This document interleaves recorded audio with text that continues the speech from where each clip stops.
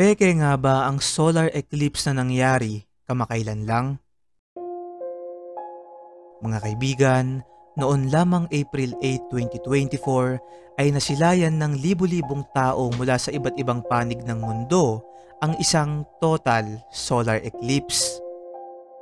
Para sa mga hindi nakakaalam, pag sinabi nating total solar eclipse, ito yung pagkakataon kung saan dadaan yung buwan sa pagitan ng araw at ng ating planeta at matatakpan nito ang sinag ng araw. Ito ay isang hindi pangkaraniwang pangyayari sa ating kalawakan na nangyayari lamang tuwing 1 hanggang 3 taon, kaya naman talagang inaabangan ng mga tao. Ngayon mga kaibigan, alam nyo bang napakaraming kumakalat na balita at mga video sa internet na nagsasabing peke di umano ang naganap na solar eclipse. Panoorin natin ang isang video patungkol dito.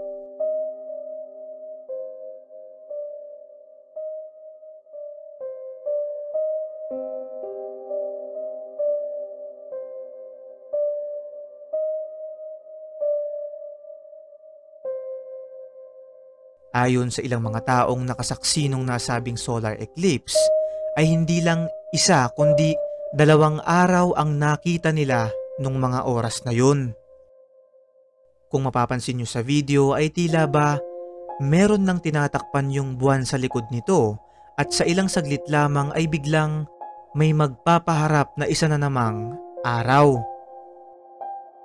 Sinasabi rin nila na hindi raw mukhang buwan ang nasaksihan nila noong mga panahong yun, kundi parang isang malaking UFO o unidentified flying object na pumasok dito sa ating planeta. Ang nakakapagtaka pa dito ay hindi nasilayan ng buong mundo ang pangyayaring to, kung saan nakita lamang ito sa ilang espesipikong lugar kagaya na lamang ng North America, Mexico at Canada. Binansagan pa nga ito ng ilan na artificial sun and moon na tila ba gawa-gawa lang daw ng kung sino mang grupo ng matataas at makapangyarihang tao dito sa ating mundo bilang isang propaganda sa isang bagay na mas malaki nilang pinaplano. Ayon sa ilang conspiracy theories ay ginawa daw ang fake solar eclipse na ito upang pagtakpan ang pagpasok ng mga aliens o extraterrestrial beings dito sa ating mundo. Ito ay tumutugma sa ilang pahayag ng mga taong nakasaksi nung mismong solar eclipse na nagsasabing parang hindi raw buwan yung kanilang nakita. Hindi lang yan mga kaibigan, dahil meron pang isang kumakalat na video patungkol dito na magpapatibay sa statement na to. Ang videong ito ay in-upload ni Michael Carter sa kanyang TikTok, kung saan makikita natin na habang nangyayari yung solar eclipse ay may isa pang buwan na makikita sa kabilang bahagi ng kalawakan. Ang ibig sabihin ba nito ay meron tayong 2 araw at 2 buwan? Noong mga panahon din na yon ay nagkalat online ang mga tinitindang fake solar eclipse glasses na agad namang binigyang babala ang publiko dahil nakakasira daw ito sa mata. Nakakapagtaka rin mga kaibigan na pagkatapos mangyari ang lahat ng to, ilang araw lang ang makalipas ay nagsunod-sunod na ang iba't iba at malalaking pagbabago ng panahon sa iba't ibang panig ng mundo. Nagkaroon ng isang malakas na bagyo sa Dubai na nagresulta sa matinding pagbaha doon, kung saan nakakapagtaka lang na mangyari ito sapagkat alam naman natin na nasa 3 hanggang 5 beses lang sa isang taon nakakaranas ng pag-ulan ang lugar na yon.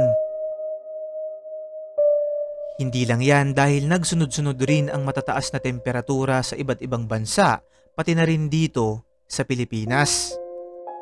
Sa sobrang taas nga ng temperatura ay nito lamang April 22, 2024 ay naging isa ito sa dahilan ng pagkasunog ng 19 na sasakyan na nakaparada sa extension parking ng NAIA Terminal 3 sa Pasay City.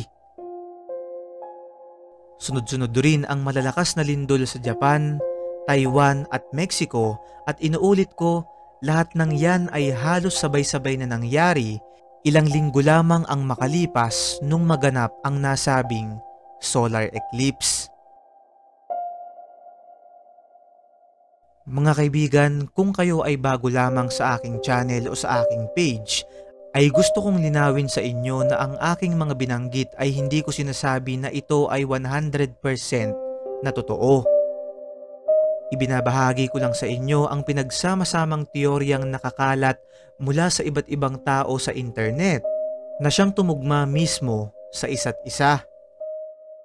Gaya nga ng lagi kong sinasabi sa aking mga video, kung hindi ka naniniwala sa mga ganitong klaseng bagay ay magandang irespeto mo na lang ang mga taong talagang naniniwala sa mga bagay na to. Ano na paman mga kaibigan ay wala pa ring sino man sa atin ang nakakalam kung totoo ba to o hindi. Kaya nga sa atin ito lang ay isang hiwaga.